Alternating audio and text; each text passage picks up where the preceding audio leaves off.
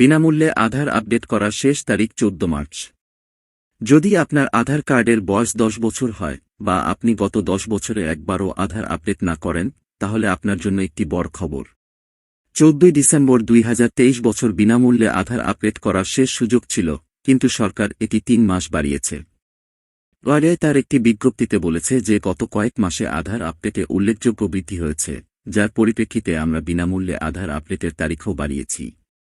এখন আধার পরবর্তী 3 মাসের জন্য অর্থাৎ 14 মার্চ 2024 পর্যন্ত বিনামূল্যে আপডেট করা যাবে। এখন আধার কার্ড আপডেট করার শেষ তারিখ নির্ধারণ করা হয়েছে 14 মার্চ 2024। পরিকল্পনা, পরিসংখ্যান এবং মূল্যায়ন অধিদপ্তর বলেছে যে নাগরিকরা 14 মার্চ 2024 পর্যন্ত বিনামূল্যে মাই আধার পোর্টালের মাধ্যমে আধার আপডেট পরিষেবাগুলি পেতে পারেন।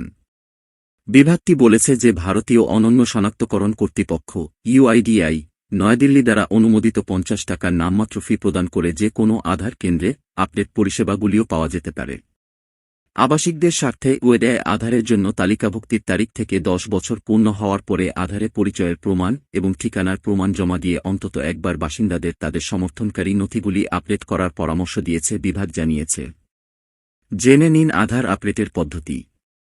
আধার আপডেটের জন্য আপনার দুটি গুরুত্বপূর্ণ নথির প্রয়োজন হবে।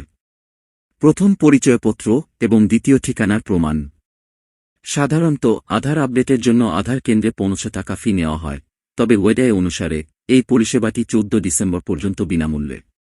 পরিচয়পত্র হিসেবে ভোটার কার্ড দিতে পারেন। মোবাইল বা ল্যাপটপ থেকে ওয়েডায় ওয়েবসাইটে যান।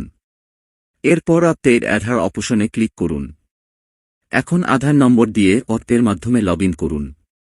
এরপরে ডকুমেন্ট আপডেটে ক্লিক করুন এবং যাচাই করুন। এখন নিচের ড্রপ তালিকা থেকে পরিচয়পত্র এবং ঠিকানা প্রমাণের স্ক্যান কপি আপলোড করুন। এখন সাবমিট এ ক্লিক করুন। এরপরে আপনি একটি অনুরোধ নম্বর পাবেন এবং ফর্মটি জমা দেওয়া হবে।